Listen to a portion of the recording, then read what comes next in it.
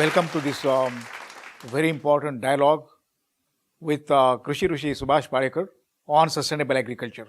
Parekar ji, I think I want to ask you the question that you are raised. This is very important because the zero budget word is very interesting to many people and very shocking also. That how is it possible in the age of increasing prices, what we are going to, which are driven to farmers to suicides. You are talking about zero budget, which is almost like in today's world is a very penetrating, I think, phrase. Once again, we'll revise. Why zero budget? You call it zero budget?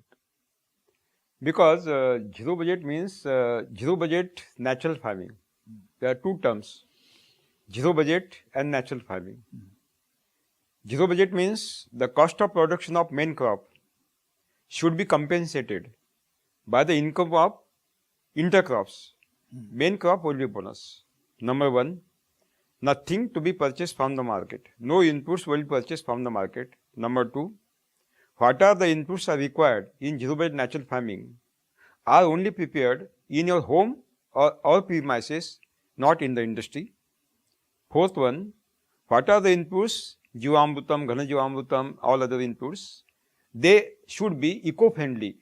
There should be no any damage to the ecosystem and natural resources by means of these inputs. And zero budget means, I have given the clarified, clear definition. That means the cost of production of main crop will be compensated by means of the income of intercrop, main crop will be bonus.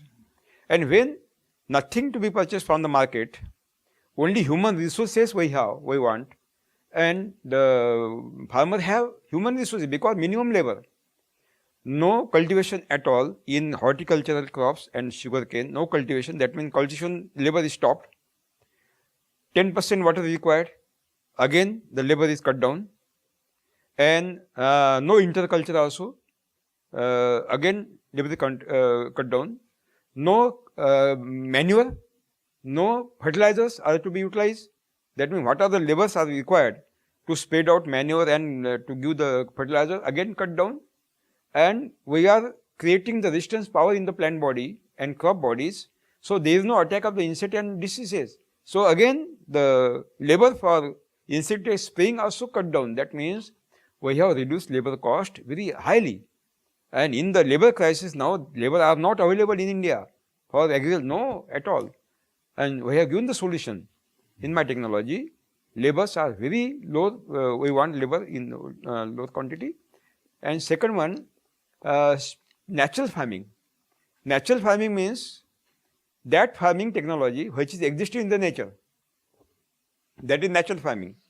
Which is existed in the nature, that is natural. Which is not existed in the nature, that is unnatural. Now, the God has created nature. Nature is the constitution of the God. If you want to study the God, you have to study the nature first. And dense forest is nature. It is the creation of the God. You go to a dense forest, you will see huge tree of tamarind, mango, or any other fruit tree with uncountable fruits, export quality fruits, without any human existence and assistance. You cut down any leaf of any plant in the forest, investigate any laboratory in the universe, you will see no deficiency of nitrogen, no deficiency of the phosphate, no deficiency of potash, no deficiency of the nutrient.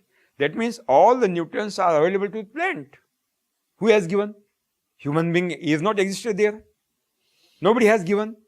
That means are available. That means nature has given. The God has given.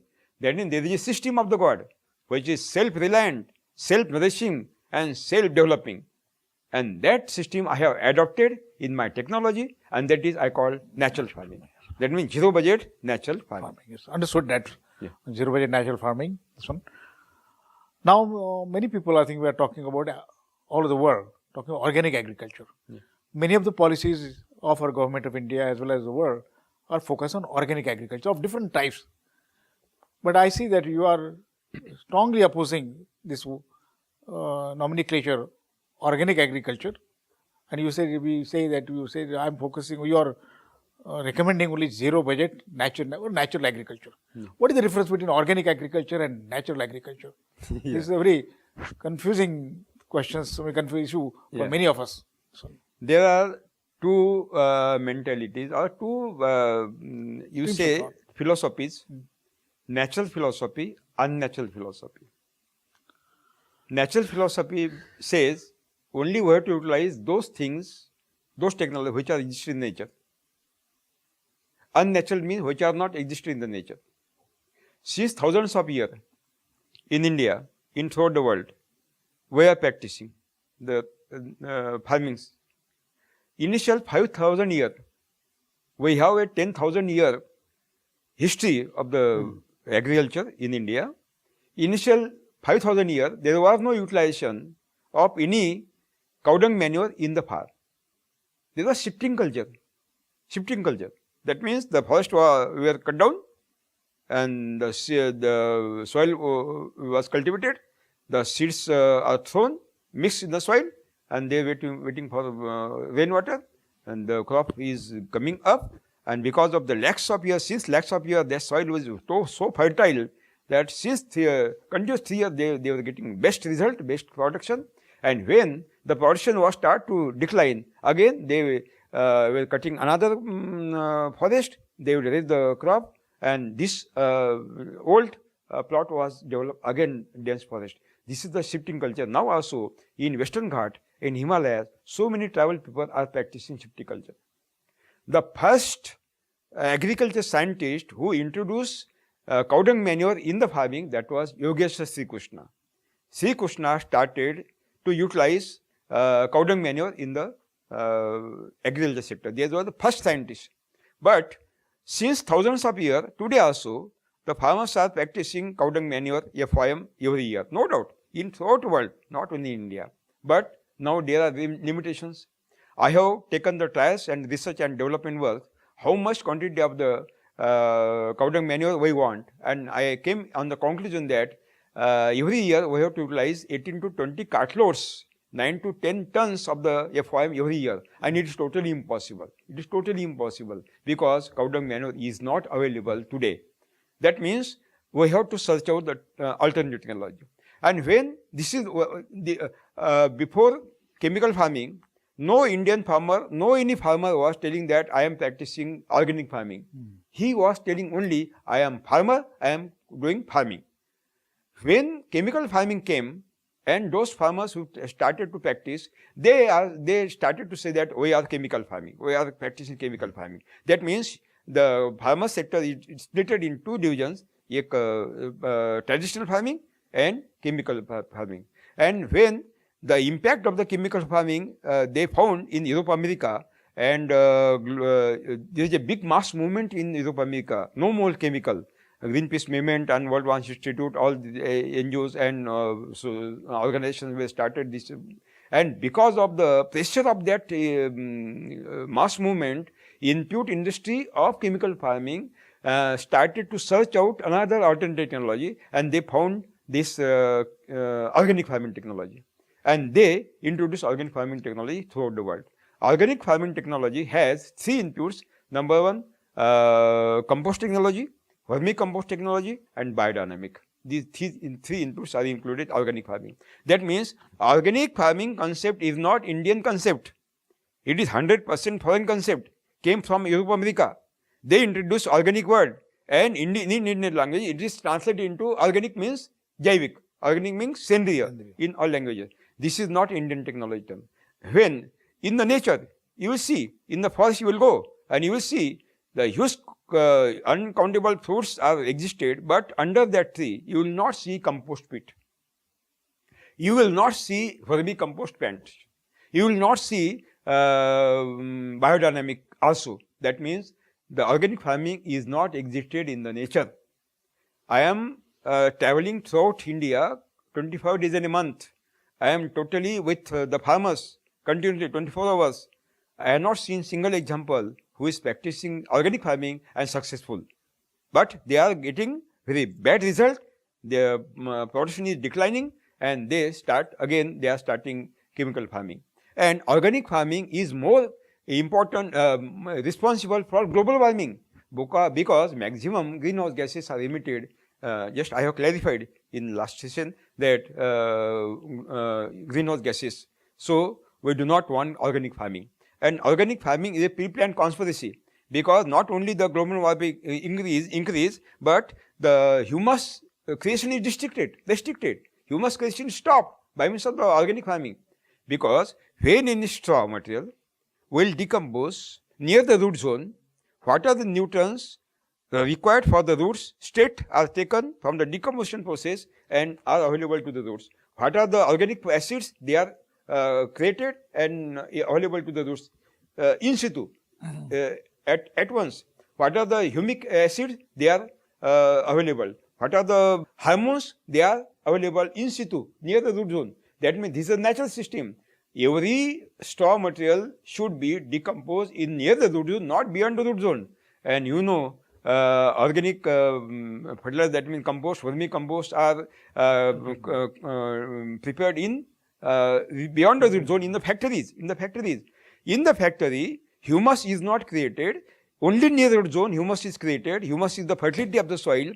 In the factory, humus is not created. The compost is created. Vermicompost is created. And when you spread out vermicompost and compost, carbon is totally oxidized and soil become again barren. So every year you have to utilize the load of the FOM and cow dung manure and compost, vermicompost every year. It is not possible today. So I have searched out this my technology. In my technology, University of Spiritual Farming, nothing to be purchased, no single gram of the cow dung manure, no compost, no vermicompost, so that we have stopped the carbon emission in the atmosphere, we have stopped the global warming and climate change, and we have created humus in the soil. We have increased the fertility of the soil. This is the conspiracy. I think that this is the conspiracy to exploit. And again, the inputs cost of the organic farming inputs, I have clarified, is more highly than input cost of the chemical farming. I will give some example.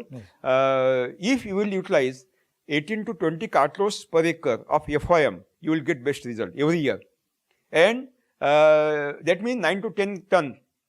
The promoter of the chemical farming suggests to farmers, you have utilized to 5 to 10 ton of the 9 to 10 ton of the FOM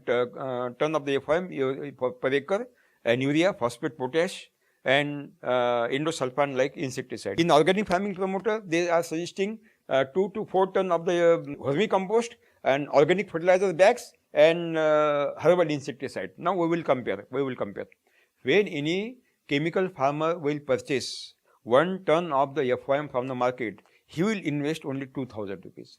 But when any organic farmer will purchase 1 ton of the vermicompost, he will invest 5,000 to 10,000 per ton. That means 5 times more investment in organic farming, 5 times more costly. Any farmer will purchase 1 bag of urea, 300 rupees only, but you go to market, you will see all organic fertilizers are existed now in the market on a variable level, and you will see minimum 600 to 1100 rupees, even 3000 rupees per 50 kg bag also organic fertilizers. Endosulfan, chemical farmer will purchase, he will invest only 300, 500 rupees, and you will go to market, you will see in organic farming near about 1100 to 3000, 5000 rupees per liter herbal insecticide, very more costly. That means this is the trap to exploit the Indian economy, so that by means of the organic farming, because when the farmers will commit the inputs of the organic farming, to purchase the inputs of the organic farming, they will invest maximum quantity of the money, and they are taking loans. Again, they will enter in the trap of the suicide. And I think that this is the very pre-planned conspiracy. We have to stop organic farming policies, and we will suggest government not to accept the organic farming technology as a policy. The only option, that is zero-based spiritual farming. I think this is a very, very eye-opener. This is a really eye-opener. What you're talking is eye-opener. Perhaps many people are just not aware of it. Because the whole thing issue of organic versus natural farming. Not governments may not also be aware of it. They have no discussion with the government. Because they are not inviting me. Why? I don't know. They are inviting organic expert, and they are inviting chemical expert and agricultural scientist. Let's take it. This is a great ignorance. It could be also a conspiracy. It could be, I will not, let's not comment on that. We'll come Yeah. to that stage. Okay. But this is a thing which this clarification is extremely important. If it is going to be such high inputs for the organic farming, which people think that it is not so, than chemical farming, and you are going to get increasingly more into that trap, and also it is going to result to global warming, and also there may be other effects which we don't know. I will give one evidence that Karnataka government, last government, Speaker of the Assembly has organized my one-day meeting. In that meeting, all the vice chancellor, both vice chancellor, director, commissioner, principal secretary, ministers were present, agriculture minister, livestock ministers, all present in full day session. And in that session, they were totally accepted my technology. This is the reality. We have to start zero-based farming. We have to stop chemical and organic. They accepted. And then Speaker of Assembly has demanded to government of Karnataka take the comparative study. They said me, sir, we want your suggestion, what we have to do. I suggested we do not want single rupee from any government. Only you take the comparative study plot on government land in every taluka, in every district. One chemically grown, one organically grown, and one naturally grown by my technology. And at last, they have taken the trials. Karnataka, one big public meeting, Kashimpur Bandepa Kashimpur, he was a agriculture minister. He openly declared that in all trials, only Subhash Palekar Krishi has given the best result. In South India, they are not utilizing zero-based farming, they are utilizing Subhash Palekar Krishi. So it is I think that eye-opening evidences given by the one government, and that will be the path to suggest to we would like to of course also see the farms and this one, but don't you think that the agriculture scientists are talking to me that there are so many deficits in your soils today. There are so many deficiencies, and there may be potassium deficiency, there may be some other deficiency, there are many minerals are deficient. So how do you contribute to that? Actually, if I will give the statement that agriculture scientists are telling lie, everybody will give the very bad reaction. But it is the reality. It is the reality. What the claims are done by the agriculture scientists are totally wrong, unnatural. I have proved it. I will give an example. In dense forest, without any human existence and assistance, a lot of huge trees are existed. You cut down any leaf of any plant and investigate in the body. No deficiency of any inputs, no nitrogen deficiency, phosphate, potash, no micronutrient deficiency. That means all nutrients are available. They are not walking. Plants are existing they are stable. They can't walk. They can't demand. Give me the urea. Give me the nitrogen, phosphate, potash. But also they are available. They are taken from the soil environment. If the soil is deficient, as per the agricultural scientists, deficiency may be occur in the plant body, but it is not happened. That means the nutrients are taken from the soil and environment. Soil is totally saturated by all nutrients, no deficiency at all. Soil is Annapurna. Only the difference is that whatever the nutrients are existing in the soil, they are not in available form, in which the root can take. And microorganisms convert non-available into available form. And by means of the chemical farming and organic farming, all the microorganisms destroyed totally. And how it is possible the nutrient will be available? Because they have converted are totally destroyed. In zero-budget natural farming, only we are introducing Jivamrutam, Ghana Jivamrutam. It is a culture of the variable microorganism. When we utilize Jivamrutam, Ghana Jivamrutam, these are my remedies. And in the soil, the microorganism, they are multiplying very speedily. They convert non-available into available form, and they are giving the roots, and all the nutrients are available, and miracle is take place. So we are now coming to really the foundations of zero-budget natural farming. Yeah. I think that need to be explained. Yeah. You use Jivamrutam and Ghanamrutam. We'll come to that. This one. So what is the science and technology on which really this zero-budget natural this is a science. There is a knowledge there. Yeah. It is a knowledge base. It's not just it happens naturally. Yeah. In that sense, it is not this one. There is a deep knowledge, both science and technology of zero-budget natural farming. So can you explain what are the foundations, Yeah. or you say the four wheels or the four stambhas of this zero-budget natural farming? There are four standards by which we can recommend any technology as a real technology. Number one, it should be knowledge. Number 2, scientific base. It should be science. The truth, non-violence. These are the 4 standards, I think, that by which we can recommend this technology, the best technology. That is science. That is science. This fourth, yes. Yeah. What is knowledge? What is science? What is truth? Which is existed in the nature, that is the knowledge, that is the science, that is the truth, and that is non-violence. Which is not existed in the nature, any scientist cannot find out, discover. Those things can be discovered which are existing in the nature. Scientists have discovered those things which are existing in nature. That means the real definition of the science, that which is existed in the nature, that is knowledge, that is science, that is truth, that is non-violence. That is the dharma, religion.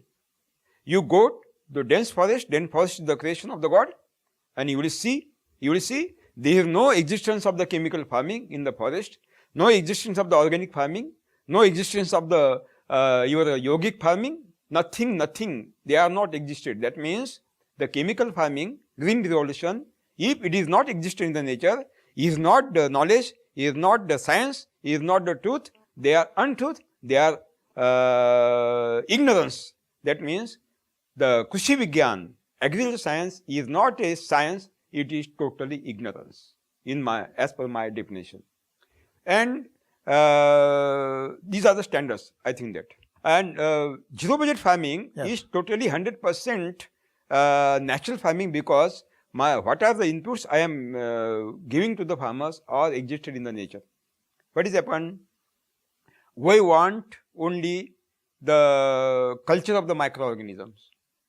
And as per the research, what I have done the research and development work on the dung and urine of the Deshi cows, local cows, and foreign cow breeds also, and buffaloes and bullocks, I have seen the best culture of the microorganism is Deshi cow dung.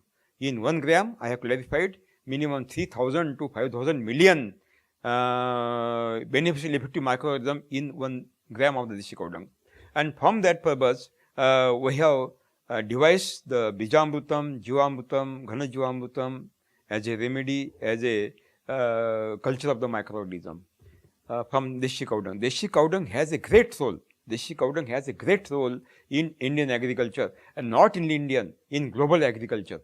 Jersey Holstein is not a cow, it is another animal, very dangerous animal, because what are Deshi cow, local cow, basically cow is dependent on Zebu family, is coming from Zebu family. Zebu family has 21 characters, and I claim belong this 21 characters, none of the characters existed in Jersey Holstein. That means Jersey Holstein has no character of cow, that means cow. So we can't say that Jersey Holstein is a cow. And even there are so many things I can give about Deshi cow and Videshi cow. Basically, there are 4 wheels of my zero budget natural farming ratha. That means 1, Bijamrutam. 2, treat the seeds by Bijamrutam.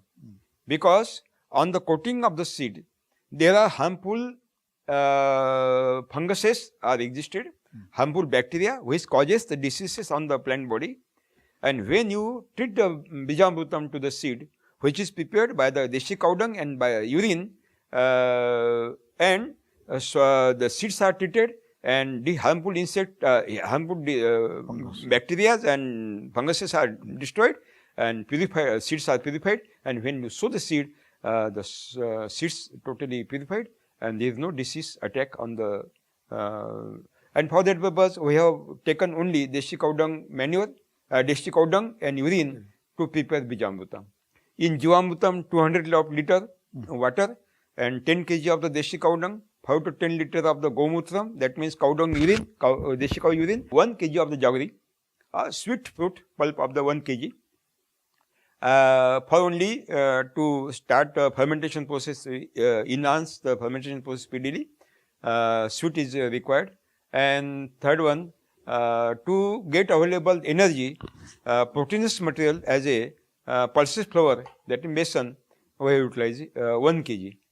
and it is stirred for few minutes. It is kept for 48 hours for fermentation process. Daily we have to stir for 1 minute. After 48 hours, Jivamrutam is prepared to utilize, and Jivamrutam is utilized by means of the irrigation water, straight on the surface of the soil also, and by means of the spraying on the standing crop. Fantastic result has been given by the Jivamrutam. Dramatic, miracle result has been given. Anybody can go and investigate our models. They will see there is a dramatic difference between chemically grown crop, organically grown, and my naturally grown crop. You talked about Ghanamrutam also. And Ghanajivamrut is a solid Ghanajivamrutam, which is to be utilized in dryland farming, because in dryland farming it is not possible to utilize Jivamrutam. It is a liquid based Jivamrutam. So equally useful Ghanajivamrutam. Ghanajivamrutam, we will take 100 kg of the cow dung manure, only cow dung, and we have to utilize 1 kg jaggery, 1 kg of the pulses flour. We have to mix it very well, and we have to keep the heap for 48 hours. In 48 hours, the fermentation will be completed, and then we have to spread out in the full sunshine. It will be dried, and when it is dried, it will be hammered to convert into powder stage, and we have to dump, we have to store for 1 year. Throughout the year, we can utilize 200 kg Ghanajivamrutam per acre while transplanting or while sowing period. And after, at the flowering stage, 100 kg of the Ghanajivamrutam will be utilized, and spray of the Jivamrutam we have to give.